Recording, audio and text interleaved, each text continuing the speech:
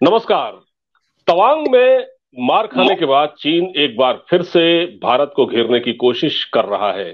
चीन ऐसा पहली बार नहीं कर रहा है, चीन ऐसा करता रहता है। अब भारत से सटे म्यांमार सीमा के पास चीन एक मेगा प्रोजेक्ट शुरू कर रहा है और बताया जाता है कि जिस क्षेत्र में चीन इस प्रोजेक्ट को शुरू करने जा रहा है वो अरुणाचल प्रदेश के बहुत करीब है। तो चीन के गुस्ताख इरादे बरकरार है। इस पूरे मामले पर बातचीत करने के लिए मेरे साथ मौजूद है एक बार फिर से आपके जाने पहचाने डॉक्टर गुलरेज शेख। डॉक्टर साहब, जय हिंद। जय हिंद भाई साहब। डॉक्टर साहब, ये चीन कर क्या रहा है? पहले तवांग में मार खाई, उससे पहले डोकलाम में, और अब ये फिर से एक फितरत है इन चीनियों की, इस सीसीपी चाइनीज कम्युनिस्ट पार्टी की, जो दुनिया की सबसे लाइलाज बीमारी ही है एक तरह से। अब बिल्कुल आप बिल्कुल। क्या कहेंगे इस बारे में?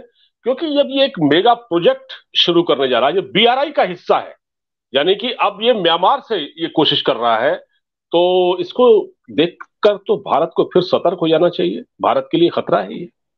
नहीं नहीं, बिल्कुल। चूंकि ये जो है जो इनका चाइना म्यांमार इकोनॉमिक कॉरिडोर सीएमईसी, जैसे सीपेक है चाइना पाकिस्तान इकोनॉमिक कॉरिडोर, उसी प्रकार से इनका जी। चाइना म्यांमार इकोनॉमिक कॉरिडोर जो है वो हमारे अरुणाचल प्रदेश के नजदीक से गुजरता है।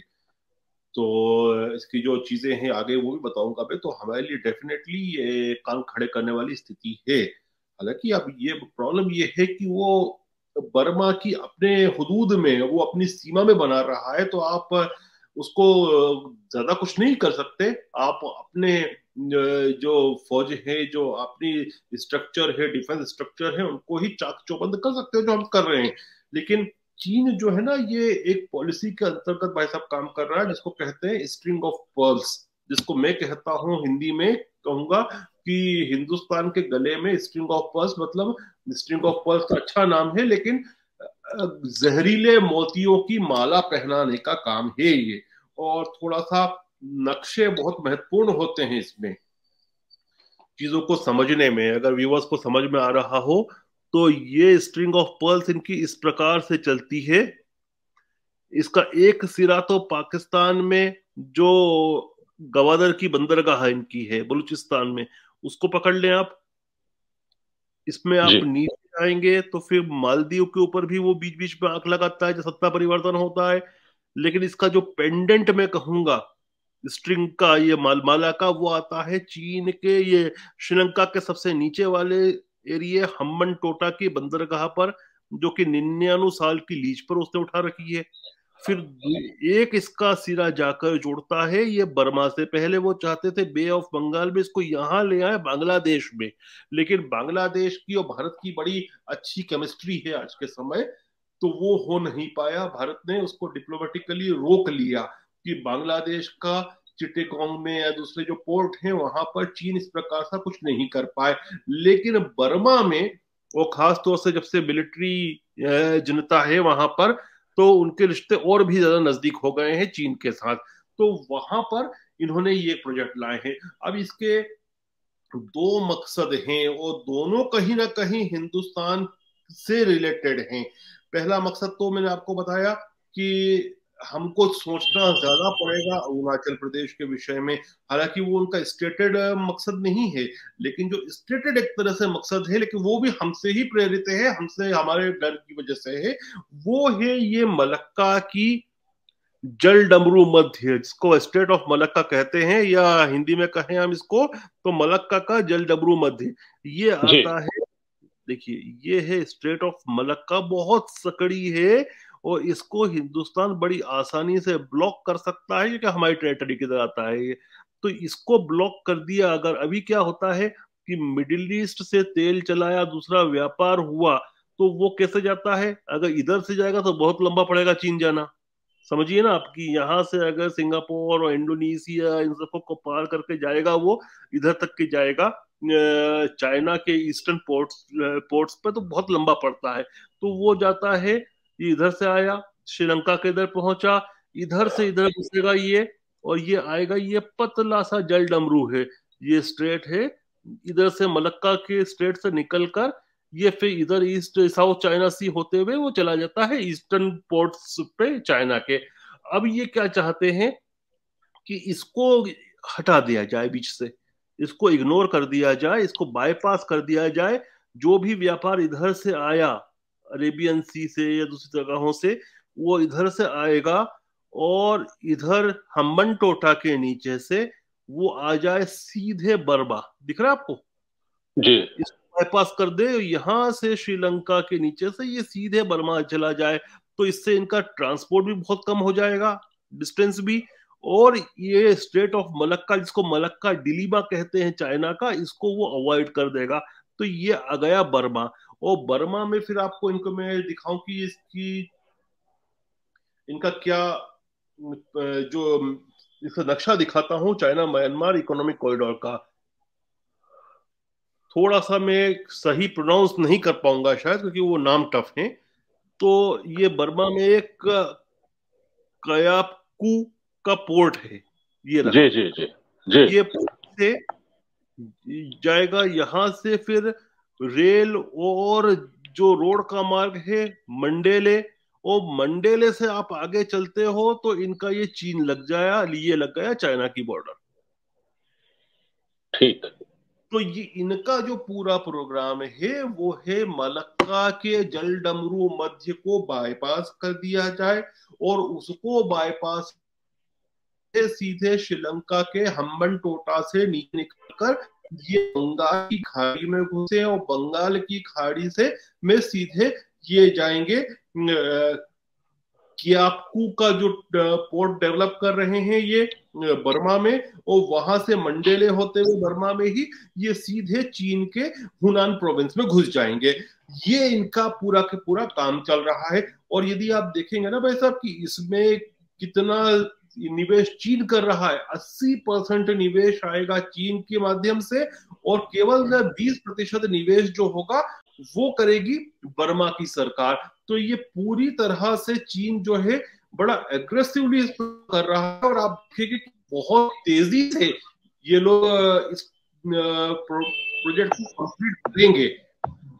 तो हमको डेफिनेटली चौकन्ना रहने की जरूरत है, लेकिन हम चौकन्ना रह के यही कर सकते हैं कि हमारे जो रिसोर्सेज हैं उनको ज्यादा लगाएं, हमारी नेवी में जो कि हम ऑलरेडी लगा रहे हैं, हमारे जो स्ट्रक्चर दूसरे हैं, चाहे वो ड्रोन्स के माध्यम से, अमेरिकन ड्रोन्स के माध्यम से, सैटेलाइट के माध्यम से मॉनिटरिंग सिस्टम को तेज करें, नेवी का एक्सपांशन करें, क्वाड को और मजबूत करें, वो हम कर रहे हैं। लेकिन चीन की हरकतें हैं, और ये एरिया जो है अरुणाचल के पास भी है, तो और अरुणाचल को वो साउथ तिब्बत कहता है, तो ये भी हमको कान खड़े रखने की और अपने एंटीनास को जागृत रखने की बात है, और वो हम कर रहे हैं। जी जी डॉक्टर साहब, लेकिन चीन ने अभी जैसे तवांग में जो झड़प हुई थी, उसके बाद पहला उनका स्टेटमेंट ये आया था कि हालात स्थिर है। मतलब वो इस मुद्दे को ज्यादा तूल देना नहीं चाह रहा था। फिर अगली बार उसने कहा, नेक्स्ट डे या उसके एक दिन बाद उसने ये कहा कि जो घुसपैठ थी तवांग में वो भारत की ओर से की गई थी। और अब चाइना ये काम कर रहा है, जो मेगा प्रोजेक्ट जो कि म्यांमार से चल निकल रहा है इनका, ये जो जिसके बारे में हम चर्चा कर रहे हैं, ये वो हो रहा है। इधर भारत ने अभी अग्नि 5 का टेस्ट किया है, लॉन्च की है, जिसकी रेंज 5,000 बताई जाती थी, लेकिन अब वो 7,000 से ज्यादा है। भारत ने असलियत नहीं बताई थी। हाँ जी जी, एक चकमा दिया है इन लोगों को। तो इससे ये बौखलाए हुए हैं। उससे ज्यादा भी हो सकती है। जी जी, ये बौखलाए हुए हैं चाइनीज इससे, भारत की जो ताकत है, और फिर जो तवांग में जो इनको पिटाई लगी है उसका, उसकी वजह से मुझे लगता है कि अब आने वाले दिनों में आप क्या सूरत हाल बनते देख रहे हैं वैसे? आप सूरत हाल ये समझिए त्रिवेणी जी की लगातार बार बार चीन इस प्रकार की हरकतें करता रहेगा, और कॉन्फ्लिक्ट और कोऑपरेशन एक साथ चलेगा। देखिए, खुल के बात करता हूं, जब हमारी भाषा में बात करें, मैं अंग्रेजी में बात करूंगा तो मैं इतनी ज्यादा नहीं करूंगा फिर, क्योंकि हमारे लोगों तक ही जा रही है ना ये। तो कॉन्फ्लिक्ट भी चलेगा चीन के साथ, और कॉपरेशन भी चलेगा। अभी बीच में अरविंद केजरीवाल जैसे लोग कहते हैं कि चीन का माल बंद कर दो। देखिए, चीन के ऊपर दुनिया की निर्भरता सप्लाई चेन्स में जो बनी है वो पिछले 4 दशकों में बनी है, और 4 दशकों की जो निर्भरता है वो 4 साल में भी आप खत्म नहीं कर सकते, कम से कम 1 दशक का समय लगेगा। जैसे जो फार्मास्यूटिकल इंग्रेडिएंट्स हमको लगते थे, उसमें अब हम अपना काम करना शुरू किए हैं। हम सेमीकंडक्टर्स पे अपना काम करना शुरू किए हैं। लेकिन आप ये सोचें कि चुटकी बजाई वो बंद कर दिया, तो ये मूर्खतापूर्ण निर्णय।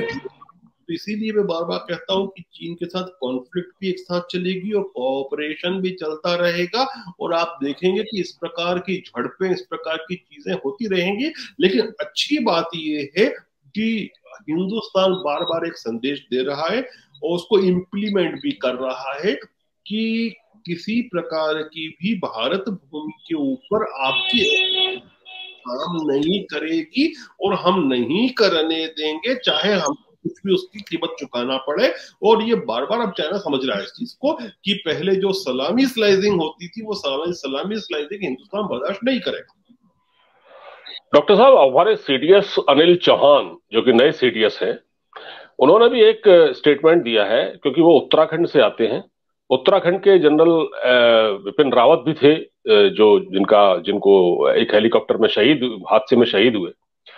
उन्होंने स्टेटमेंट दिया, उन्होंने कहा है क्योंकि उत्तराखंड के अलावा जो पहाड़ी राज्य है जो लगते हैं चाइना के बॉर्डर से, वहां पर जो गांव हैं या जहां उन गांव में कोई अब रहता नहीं है, तो उनको वहां कुछ बसावट होनी चाहिए, वहां उनको कुछ आबाद करना चाहिए, वहां कुछ उसको पर्यटन की दृष्टि से उसका प्रयोग होना चाहिए, क्योंकि वो सीमावर्ती इलाके हैं और चाइना का जो इन्फिल्ट्रेशन है वो चमोली से भी होता है, वो हिमाचल प्रदेश से भी है, उधर पिथौरागढ़ साइड से भी है। तो बिल्कुल। क्या लगता है आपको कि चाइना चाइना से निपटने के लिए भारत को एक बहुत ही व्यापक रणनीति के तहत काम करना पड़ेगा, और अपना जो एक बजट है, खासकर जो बजट है चाइना, और इंफ्रास्ट्रक्चर तो भारत भारत डेवलप कर ही रहा है, ये सरकार काम तो कर रही है, इसमें कोई दो राय नहीं है। वहां पर पहले रोड नहीं थी, पहले ए के एंटनी साहब थे हमारे जो रक्षा मंत्री, वो कहते थे अरे इसकी जरूरत क्या है, जब कांग्रेस की यूपीए की सरकार थी, लेकिन यहाँ काम बहुत हुआ है। तो आपको नहीं लगता कि भारत को मतलब चाइना का मुकाबला करने के लिए, क्योंकि हम जितनी ताकत बढ़ाएंगे उसी हिसाब से हम चाइना को टैकल कर पाएंगे, वरना चाइना की जो फितरत है, जो एक इंटरनेशनल भूमाफिया की, वो तो बदलने वाली नहीं है। बिल्कुल सही कह रहे हैं आप। देखिए, जहां तक चीन की बात है ना पंडित जी, चीन अपने क्षेत्र में, उसके वाले क्षेत्र में डुअल यूसेज विलेजेस बहुत तेजी से बढ़ा रहा है। और ये वर्तमान सीडीएस जो है वो, और वर्तमान सीडीएस नहीं, वर्तमान जो आर्मी चीफ है, जब ये चीफ नहीं थे तब भी उन्होंने ये बात कही थी पंडित जी। वहां पर डुअल यूसेज के विलेजेस को चीन बना रहा है, तो हमको भी इस प्रकार का डेवलप करना पड़ेगा। और सीडीएस बिल्कुल सही कह रहे हैं। लेकिन उसमें लिए पहले आवश्यकता होती है इंफ्रास्ट्रक्चर की, कि वहां कनेक्टिविटी होगी तो लोग जाके बसेंगे, वरना कैसे रह पाएंगे। आप सोचिए उस दृष्टिकोण से भी कि अगर गांव बसते हैं तो गांव बसने के लिए आपको गांव का कनेक्टिविटी शहरों से भी चाहिए। तो सबसे पहला काम केंद्र की सरकार जो कर रही है वो इंफ्रास्ट्रक्चर का कर रही है, जो पीछे रह गया था, जो आजादी के बाद से ही नहीं हुआ, बहुत कम हुआ, वो हमने बहुत विस्तार दिया है। तो ये सबसे बड़ी उपलब्धि है भारत की। और ये जो है ना, दो चीजों की वजह से चीन एग्रेशन कर रहा है, चाहे वो गलवान में हो या अभी हो, कि उनको पेट दुखता है कि हिंदुस्तान अपनी तरफ इंफ्रास्ट्रक्चर क्यों डेवलप कर रहा है तेजी से। एक वो कठिन तकलीफ। दूसरी बात, अभी तो जो हुआ था ना ये तवांग में, ये तो मुझे एक मैसेजिंग भी लगती है, और लेकिन हिंदुस्तान उस मैसेजिंग को कबूल नहीं करेगा। हमने ओली में कुछ दिनों पहले युद्ध अभ्यास नाम की प्रैक्टिस की, सैनिक प्रैक्टिस की थी यूनाइटेड स्टेट्स के साथ, चीन की सीमा से लगभग 100 किलोमीटर के डिस्टेंस पर ही। तो वो भी एक बौखलाहट है कि आप, और उस पर भी उन्होंने चीन चीन की ओर से स्टेटमेंट आया था, चीन ने उस पर ऐतराज किया था, और हमने उसमें बड़ा अच्छा जवाब दिया था कि जो पहले हमारे अनुबंधन हुए हैं उनको किसने तोड़ा है, कितनी बार तोड़ा है, चीन समझे इस चीज को। तो चीन ने तो जितने भी वादे हुए हैं उन वादों से को तोड़ा गया है चीन के द्वारा। लेकिन हिंदुस्तान की मौजूदा सरकार इस को ग्रहण भी नहीं करेगी, और अच्छी तरह से तो बिल्कुल नहीं लेगी। आप देखेंगे कि पार्टनर मित्रों के साथ और भी इस प्रकार की एक्सरसाइजेस होंगी, सीमा पर इंफ्रास्ट्रक्चर और भी तेजी से होगा, और हो सकता है कि डुअल यूसेज विलेजेस हम भी बनाए। जी डॉक्टर साहब, ठीक है डॉक्टर साहब, ये जो नया काम चाइना ने शुरू किया है, जो म्यांमार की ओर से, इस पर हमको बहुत सतर्क रहने की जरूरत है। काफी लंबे समय से था, इसको तेजी दे दी है। जी, इसको तेजी दे दी है क्योंकि सी पैक उनका रुक गया था। उनका और पहले उनकी दृष्टि थी बांग्लादेश पर कि बांग्लादेश के माध्यम से बे ऑफ बंगाल पे जाए, लेकिन बांग्लादेश की सरकार इनके हाथ नहीं है। जी जी, लेकिन डॉक्टर साहब, म्यांमार में तो जो मिलिट्री है इस वक्त, और सबसे बड़ी बात यह कि जो जब म्यांमार में मिलिट्री होती है तो उसके भारत के साथ ताल्लुकात अच्छे होते हैं, आपको मालूम ही होगा। तो और इस क्या समय क्या म्यांमार सपोर्ट क्यों कर रहा है चाइना को, क्यों चाइना को अपनी जगह से, अपने रास्ते यहां से जगह दे रहा है निकलने के लिए? देखिए, अभी जितने उनके ऊपर सैंक्शंस हैं यूएस की तरफ से, दूसरे देशों की तरफ से, तो उसके बाद यदि कोई ट्रेड कर रहा है तो वो चीन ही कर रहा है। हम भी अपने उनके उनके साथ कूटनीतिक और सैन्य संबंध बनाए हुए हैं, लेकिन हमारी एक सीमा है। हम हर दैत्य के सिर के ऊपर हाथ नहीं रखेंगे। और जिस तरह से जी वायलेशन हो रहे हैं ह्यूमन राइट्स के, तो हिंदुस्तान कहीं ना कहीं, ठीक है, उनसे संबंध नहीं तोड़ता। इसलिए नहीं तोड़ता है क्योंकि हमारे सीमा के मामले हैं, चीन के मामले हैं, लेकिन हम उस तरह से जाके जिसको जिसको कहते हैं ना पोषण देना, हम पोषण तो जी नहीं देंगे। जी जी जी विरोध नहीं कर रहे उनका, उनको नुकसान जी नहीं जी कर, लेकिन पोषण जी। नहीं देते। एक आपके दर्शक है डॉक्टर साहब मनीष सिंह, ये लगातार देखते हैं, ये जय हिंद बोल रहे हैं आपको। जय हिंद मनीष जी। ये हमारे रेगुलर दर्शक है, अक्सर ये कमेंट भी करते हैं और बड़ा इनको ये कहते हैं कि आप बुलवाइए, तो फिर मैंने आपसे कांटेक्ट किया। डॉक्टर साहब, बहुत बहुत धन्यवाद आपका, आपसे बातचीत होती रहेगी। इतना महत्वपूर्ण, इतना अहम विषय, शायद ये बात मेरे इल्म में नहीं थी, तो आपने इसको याद दिलाया और हम इस पर बातचीत कर रहे हैं। बहुत बहुत धन्यवाद आपका हमसे जुड़ने के लिए। जय हिंद सर।